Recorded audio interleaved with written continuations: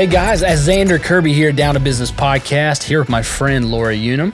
How are you, Lorri? Hi, I'm great. How are you? Yeah, you're wearing my favorite color today. I did that on purpose. Wait a second. You're wearing a blue necklace too? Yeah. Girl. For you. I know. Blue's my favorite color. I'm saying that for my daughter. I'm going to make sure she watches this because she always reminds me that it's my favorite color. Like I don't know it. But Sage, shout out to Sage. But man, I'm so glad to have you here today. Thank you. Thanks for asking. For you and others that don't know, maybe they're not aware of our show, Down to Business Podcast, we talk about business, finance, marketing, and everything in between. And we've had some really interesting guests lately that are not what people would probably normally think about on a business podcast, but at the end of the episode, they realize they should definitely be on the podcast. And today, I was in a meeting with you the other day, and I said, I think you said something that triggered me saying you would be perfect on the show today. So one, tell people a little bit about yourself, and then we'll get into your amazing story and the things that you do. Okay. Well, I am from Lexington, South Carolina originally. I went to USC for undergrad and for law school. Oh, I didn't know you did both. I did. Double Gamecock. All right. Love that. And then I moved to Charleston for a few years. I clerked for a federal judge in Charleston. And from there, I moved to Washington, D.C., and I practiced law as a baby lawyer with the United States Department of Justice. How long did you do that for? I was there for 6 years, Okay. and I did, of all things, immigration law. Interesting. Which I had no background in. I just knew I wanted to work for the U.S. Department of Right. Justice, and I said, just give me a job. I'll do whatever you want me to Wherever. do. So it was really fun. I Yeah. loved that. But I left that job to go into teaching, and I taught law school for a few years. What university? George Washington University. Oh, very cool. In D.C. Yes. And it was during that time that I was teaching law school that my firstborn child was diagnosed with autism. Right. And I won't veer into all of that just yet. We'll kick off in a second. But I wanted to move back to South Carolina to be nearer my family Right. because of that diagnosis. Right. And I heard that there was a new law school being considered in Charleston, South Carolina. So I contacted the founders and said, I know that this law school doesn't exist yet, Yeah. but I hereby apply to be on the faculty. Oh, man. And they wrote me back and said, we'd love to have you. And So you moved back to Charleston? so moved to Charleston and spent a few years on the inaugural faculty of the Charleston School of Law. Wow. And then I actually wanted to get back to the Lexington, Columbia area. So I went to work back for the United States Department of Justice in their training program that happens to be located in Columbia. Wow. It's called the National Advocacy Center. So that was kind of my legal career. And then I had an opportunity to go to work in autism, Right. which has been my career since that time. Which the one thing that I did know about autism before you was Autism Speaks. Is that correct? That's right. The college I went to, Newberry, has a big presence with one of the sororities in Autism Speaks. That was all I knew about it before you and I met about a year ago now. And so, okay, so obviously you've done a lot of traveling, amazing career. Let's for the listeners, let's talk about the big thing you did before we get into your personal thing. Explain the situation that happened with your son. Well, how about this? Define autism for us. Sure. Because I don't know if the common person can understand. I think we all know the word autism. What exactly does that mean?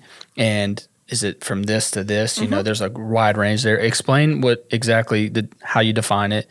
And then two, explain the situation that made you so passionate about it from your son, but obviously what you changed in the country. So it's so interesting that you would say a lot of us know the word, but we don't really know what it is. And I credit Autism Speaks with helping people, with helping it become a household word. Yes. When my son was diagnosed almost 20 years ago, I really didn't know what it was at all. I mean, I had barely heard the word, I think because I had seen Rain Man. Yeah. A lot of people around my age had seen Rain Man. But autism is a neurodevelopmental disorder. And basically, it affects different people different ways. It's characterized by communication struggles and or social struggles, but different people different ways. Sure. So one person with autism might be completely nonverbal and just unable to express even basic wants and needs, which makes for a very difficult life. Very difficult. Another person with autism might be super intelligent and a really sophisticated vocabulary, really articulate, but difficulty interacting with another person, socially Would Asperger's be considered a form of autism? Yes, it is. And that's where I've had the personal experience here with 2 people who had Asperger's. Okay. And one was shy and one was extremely friendly. So it's interesting, it was on both sides. So Asperger's, if you look at the DSM, which is the diagnostic manual, Right.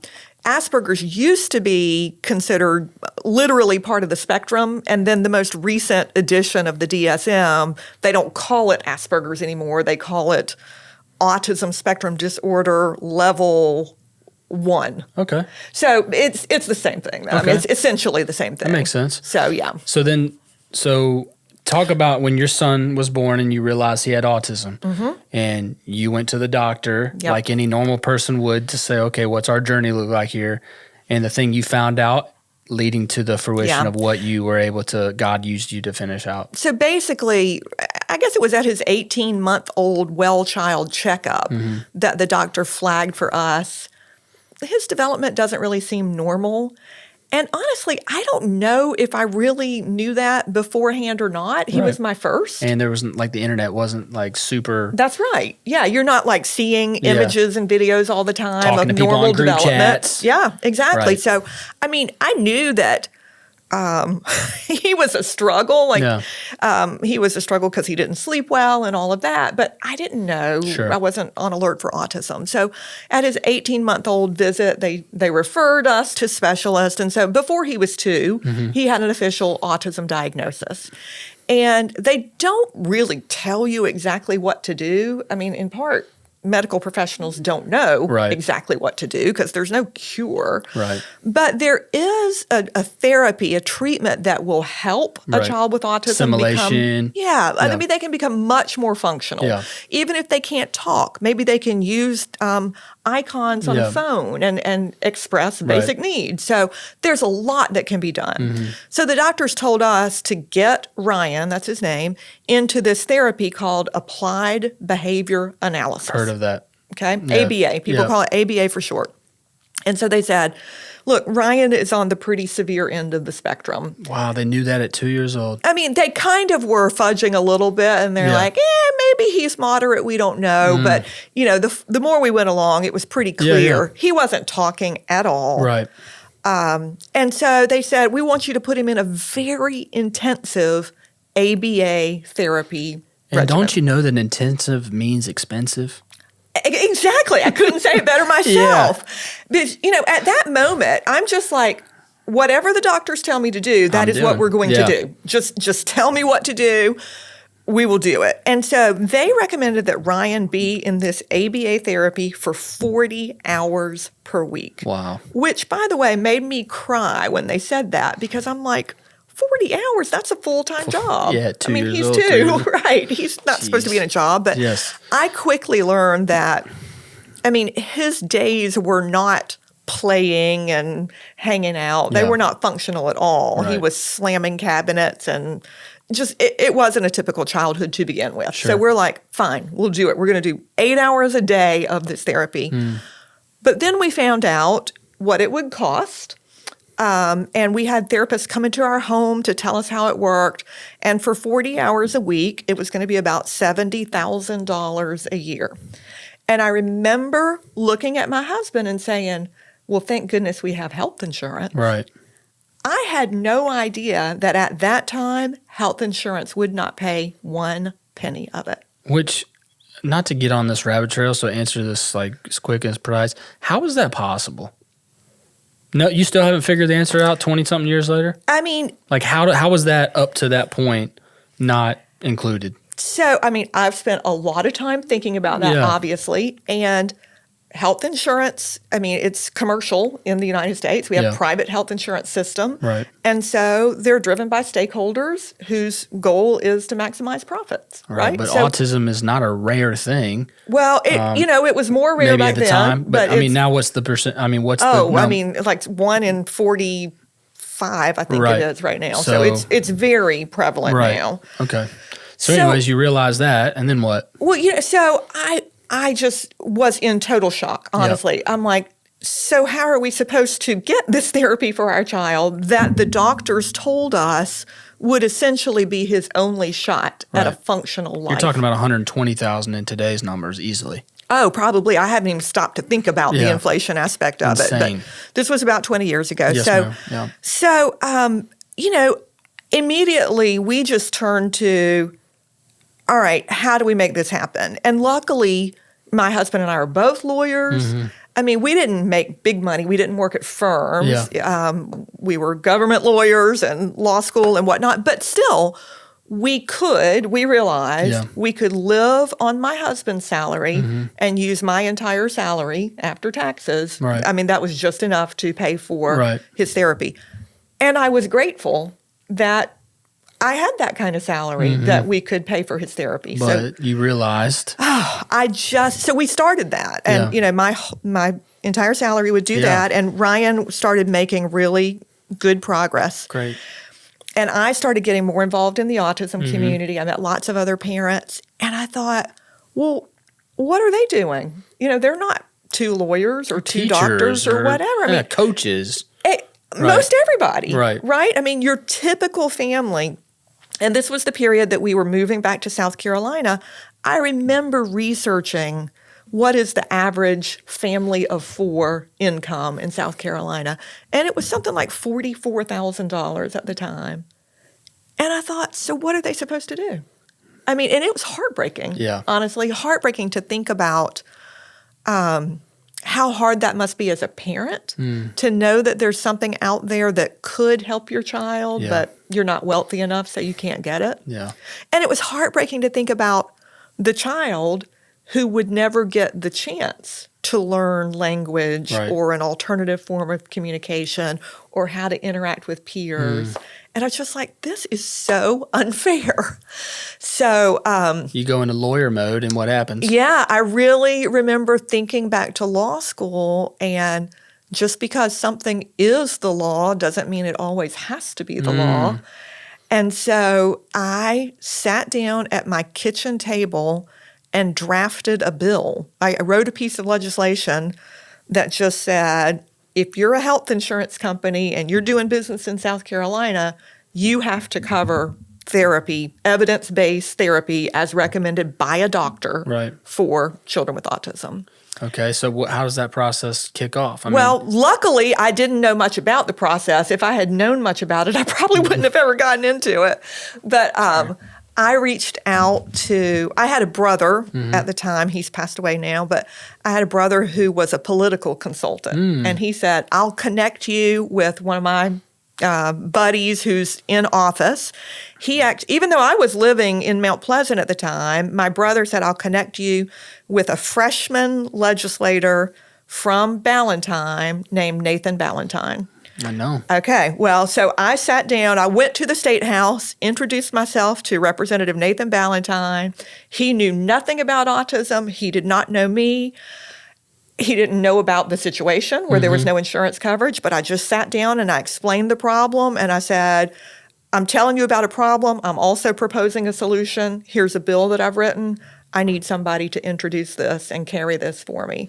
And he was fantastic. Wow. I mean, a lot of times legislators, they'll bend over backwards to help somebody in their district, but I wasn't even his constituent. Right. And he just looked at it and said, yeah, this is the right thing to do. This doesn't make sense at all. Yeah, I'm totally going to do that. And he really fought for us and worked hard for us in his freshman term. And there were other legislators who came along. It was a long battle in the South Carolina General Assembly. How long did it take to get passed? It took a couple of years. Okay.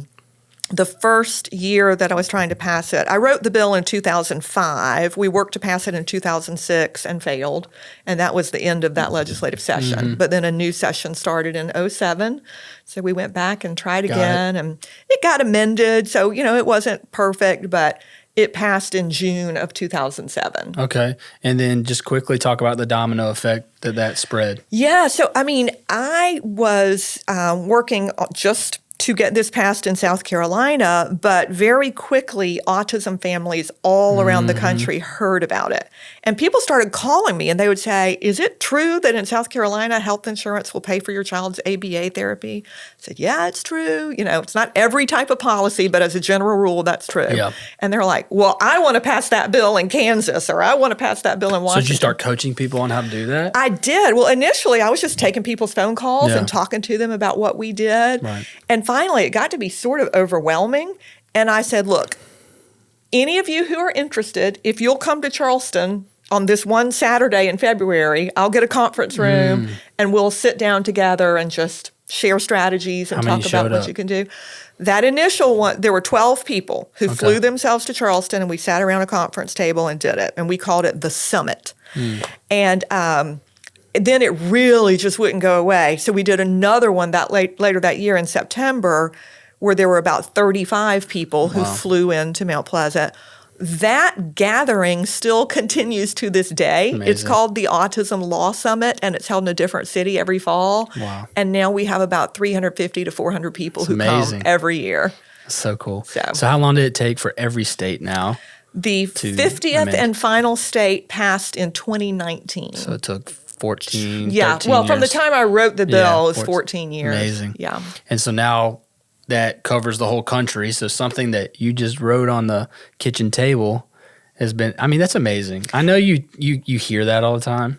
It was just an idea whose time had come. Well, that's the passion you had that God placed in you, and just you were the messenger to carry that, which is incredible. Well, and I've shared this with you, but there was a moment when I remember, I kept thinking, this is so unfair. Insurance should pay for this. Somebody should do something about this. I should. Yeah. There was definitely a God moment where I realized, wait a minute, I'm somebody. Right. And maybe this is why I went to law school, so that I would kind of understand it. And if not me, then who? Right. I love that. So to piggyback off of that, now you have this organization, CASP, that you run, which kind of explain CASP just a little bit before we get to our discussion on the matter of autism. Sure. So, just so that I don't leave out a very important player, after that law passed in South Carolina, a national nonprofit, Autism Speaks reached out to me and said, we think that's a great law that you got passed in South Carolina. We'd like to offer you a job. Come work for us full time, and your job will be to travel around the country and try to pass it in other states. Carry the torch. Yeah. And I did that for a decade, so I don't want to leave out that important piece. It's a great organization. It's a great organization, and I never could have accomplished that on my own because I'm not independently wealthy. They helped put gas on that fire that you started. Absolutely. So their support was critical. There's something to say about that. Somebody that investors, whatever other business acronym you can get, like you might have the idea, but sometimes you need some help carrying that because you got to scale that thing quickly or it'll die out. Exactly. The momentum. And I couldn't have paid for myself to fly around the country and all of that sort of thing. So I'm super grateful to Autism Speaks. And I stayed there employed by Autism Speaks as the head of state government affairs until 2019. But like I said, that's when the 50th state passed.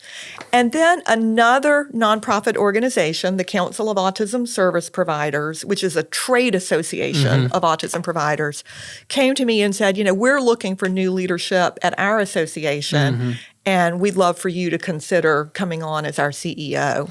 And so I made that shift from Autism Speaks to CASP, and it seemed like a really natural progression to me because I had spent a decade or more trying to get funding for these services. And now at CASP, part of my job is to focus on quality and to make sure that children are getting the best quality services. Because what happens is when suddenly there's health insurance reimbursement available, you have some new entrants into the market. Wolves come out. Yes, they see the dollar signs. Gosh. Whereas you've got others who have been doing this for decades, before they knew how they were going to pay the bills to serve these kids. Man. That's amazing. And so the reason why, one of the main reasons why, and I wrote these down and talked to you about, is with all that information we have, let's kind of get into where I think it's practical and applicable to our listeners. Can you explain the difference between a charity and a nonprofit? You're in the nonprofit space. Yes. I think a lot of people, when they think of what you're doing, Autism Speak, all these, whatever, the words, they think of the Christmas guy ringing the bell and maybe, let's go volunteer, right? Let's go do our 10 hours a year. What is it? What would you say the difference is? And what does that look like? Like, what does a nonprofit function as? And why is it so important in our society? Yeah, it's a great question. So, I mean, the first kind of way you phrased it, the difference between a charity and a nonprofit. A charity is a type of nonprofit, but there are other types of nonprofits as well. Right. So, for example, CASP is it has its nonprofit status or its tax-exempt status under 501c6 of the Internal Revenue Code, which is for associations. And so, like a gift that someone makes to a 501c6 is not even deductible. It's not tax deductible. Right, it's not tax deductible. So we don't rely on gifts. Right. That's not how we operate. That's not where our revenue comes from. Instead, our revenue comes from dues. Would it be a write-off, though, for the 501c3? It could be a business Business expense? Yeah, a business expense, yeah. Okay, that makes sense. But a 501c3, can collect donations and issue tax-exempt deduction letters. For sports people, think the NFL Players Association, I would say. Probably, yeah. So where they have like coalitions and they represent each other, and this is sort of what that is. Okay, that makes sense. And the whole distinction of the nonprofit or the for-profit is not necessarily the charitable purpose, but that the goal of the business is not to generate profit for a person or a set of stakeholders. Right, but you obviously want to generate revenue so you can use it to implement your plan, but it's not for one person's gain. That's right. There you go. That's it right there in a nutshell. I love that. And people wonder kind of what operating a nonprofit is like. It better be a heck of a lot like operating a for-profit. I was going to say, like running a business is just no one takes home the bank account money at the end of the day. Because you got to stay in business. You have all the same needs, and you have to generate revenue. You've got to pay your employees, all the same needs. That makes total sense. So another question I have is, what is it like to raise two sons now with autism on not just the day-to-day, because you live this 24/7. I get goosebumps thinking about this, okay? Because I've never really experienced this. So this is literally a question that I have no answer to. You don't just live this in your daily life 24/7. It consumes your thought life because it's what you do for work as well. How heavy of a burden is that? If you're willing to answer that. How heavy of a burden, not in a bad way, but it's a lot to carry. That's interesting. And because the reason why I'm asking is I want our listeners to understand that when you see people who are working for nonprofits and they are so passionate about what they're doing, I feel like a lot of people see it as like, oh my gosh, another person asking for a check, especially business owners, right? And this will go into the adopt piece we talk about in a minute. Help people understand what that's like. So it's interesting that you ask how heavy a burden is it. Certainly, having autism in my life personally has created many struggles and challenges for our family. Right. If I had the option of waving a magic wand and my oldest son, who's severely impaired, didn't have autism, I would do that. I would take that magic wand and take it out of his life. All of that said, on the whole, I look at the ability to work in autism as an opportunity more than a burden. Yeah. It does consume my whole life. It's personal and it's professional. It's 24/7. It is. But I feel so fortunate to be able to spend my working hours doing something that I'd do for free if I could. I love that.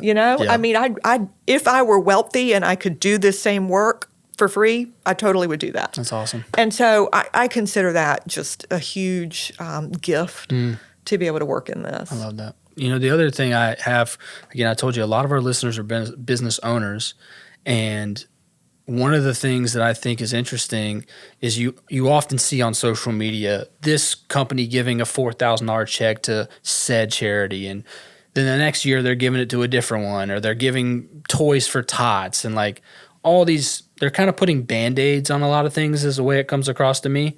And through talking with you, I would love to hear your views on how powerful could it be for no matter how big the size of a company, right? Whether you're a $500,000 company, a $200,000 company, or a $20 million company, what would it be like if you could just get one or two companies in your city or whatever it is to, I'm going to partner with you to journey, to have our people come experience what you're doing, rather than just, hey, you can do 5 hours of community service and let us know where you did it at, and we'll give you an hour of PTO or something, right?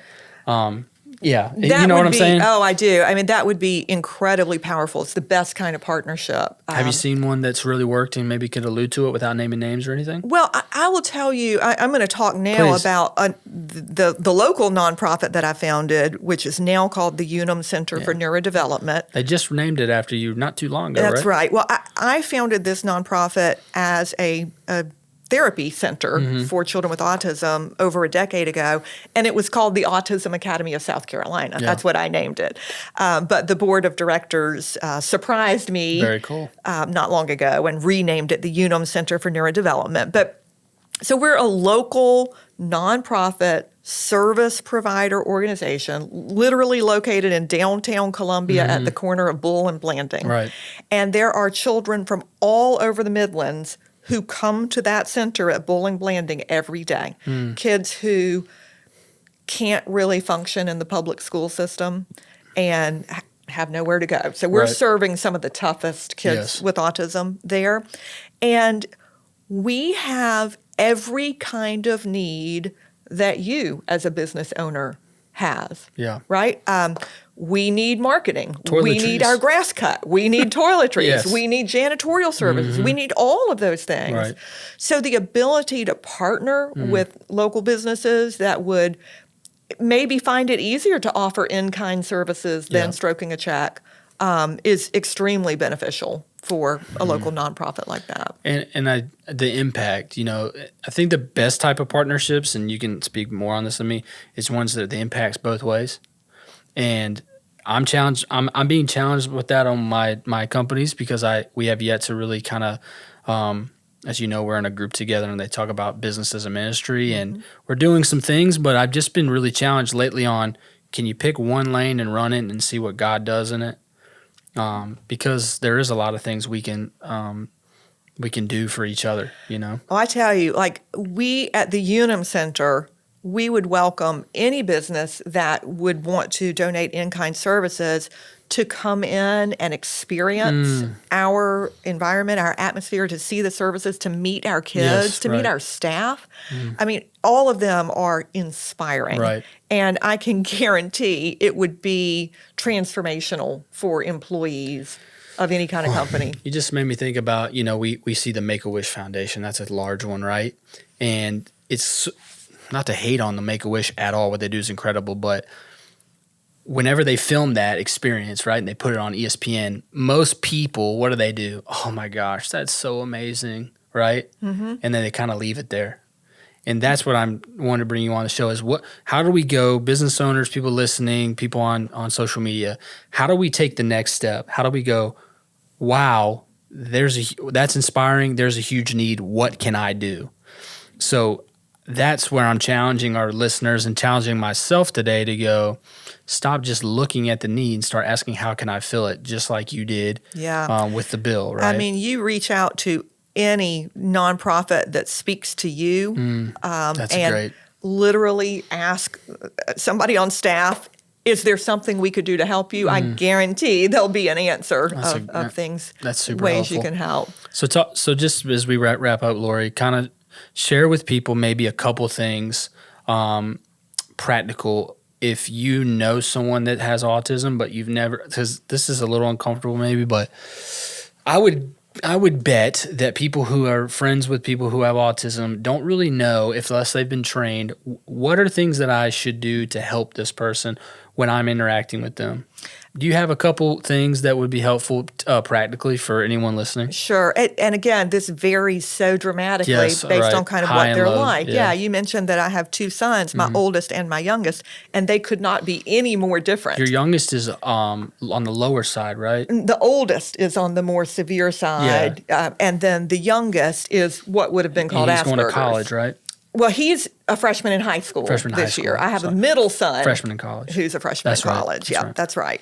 But my youngest son, who is diagnosed on the spectrum, is super smart. And, so what he needs is very different than what Ryan, my older child, needs.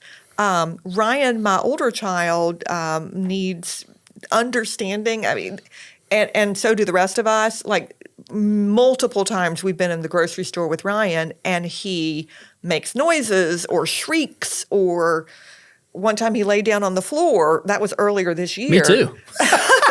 And I'm in line for long enough. I do the same thing. I was horrified, but I was also so tired as a mother, I didn't do anything about it, to be perfectly frank. And in that particular situation, bless his heart, he had a seizure. He has a lot of people with autism also have seizure disorder, maybe like 30 to 40%. I had no idea. There we go. Right. I didn't either before. Wow. So first of all, don't feel bad that you have no idea, because there's no reason you would know.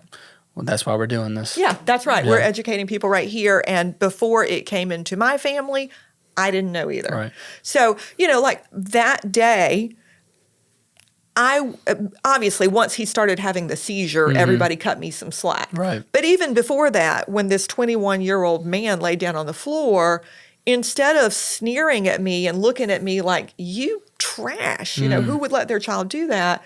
Maybe just cut a little slack and say, maybe I don't know what's going on That's here, exactly right. And show some That's compassion. Good. I was going to wrap this up with, we've hired 2 people at Trifecta, my landscaping company, who have had Asperger's. Awesome. And this is when I started, the flame was starting for me. This was about 3 years ago, if I remember, Chris. I'm going to look at Chris. Both were on the more the social side, in the lower side of the spectrum, I guess. The milder side, milder side. And they were some of the best employees I ever had. They took being on time very seriously, and they were very proud of what they were doing. And so the last thing I'd like to say to our audience, and you'll probably echo this, is don't ever, when someone comes in for an interview and don't assume that it's their social awkwardness. Maybe they're on the spectrum, possibly, and don't just write them off that they can't do something. And that's something I would love to hear you talk about as we wrap up, is they're just as capable. All people who have autism are just as capable, right? Well, I couldn't say it any better than you just did, and you say it with true credibility, because you've taken action and hired some people on the spectrum, for which I'm grateful.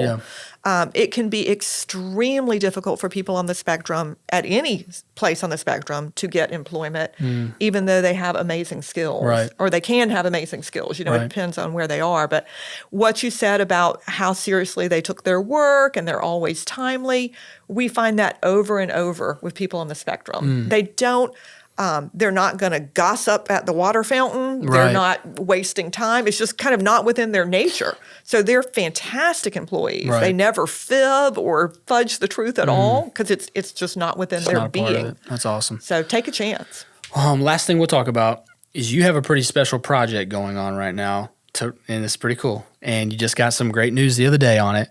And I want to share what that is. And we're going to put a link in our subscriptions and our tags and everything that people, I'm sure you have one that we can do if you want to give to the I'm not going to ruin it, but explain what you're doing, which is incredible, because you're taking more action, and explain. I had no idea when you said what you're about to say about the situation where people are living in this situation. My jaw dropped. So explain, kind of to wrap up our episode, kind of where you're at today now with your projects and your passions. Thank you for the opportunity to talk about this. And by the way, there's no reason you should have any idea, because that's not the world you live in, and that's okay. Right. But here, let me educate everybody. Please. So Ryan, being age 21 now, has made tremendous progress over the course of his life through his intensive therapy. There are many, many things he can do now that he wouldn't have been able to do otherwise. But he is still a severely impaired individual. He will not live independently. We think he can hold a job. We haven't found the right thing yet, but we think he'll be able to hold a job and make some kind of a living. But he will need assistance living for the rest of his life. Sure. My husband and I have really started to think about, we've got to make plans now. Right. We can't wait until we pass away, and then he has nowhere to go. So we really have been investigating kind of the residential options for people with developmental disabilities in South Carolina. And sadly, they're lacking. Let me just say they're lacking. They're more than lacking. Okay, they're non-existent. Well, I mean, there are some things out there, but they're not enough. No. And, I would like to die knowing that I have left Ryan in a good situation. Right. That Not there's a passable place, one. Yeah, not just something that he can go to, but a place that he's excited to be. And, I haven't found that. So I've researched some different communities around the nation. We don't have any of that sort of thing in South Carolina. So the Unumb Center for Neurodevelopment, our nonprofit, is taking the huge step into developing a residential campus right here in the Midlands. And you just got a big gift. Did you not just get a large, or not gift, but we got an allocation from the legislature, and I'm very grateful for that. I think, we went to our friends at the legislature and just explained, we're trying to help the state solve a problem here. Save a lot of money from the state. Well, there's a waiting list right now for people who have autism or other developmental disabilities. You can't really get into housing unless you have some kind of desperate critical need, like your parents have died or they have cancer or you have cancer or something like that. It's got to be some kind of critical need.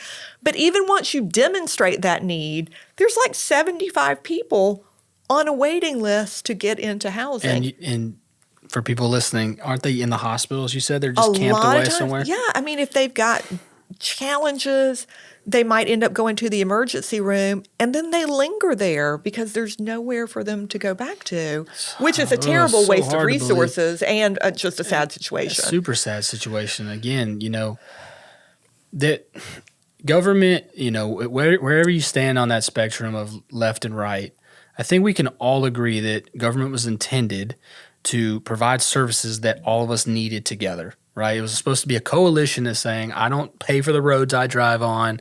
I don't pay for the firemen that save my house. This, to me, is the exact same situation as how can we help the people who can't help themselves? Yes.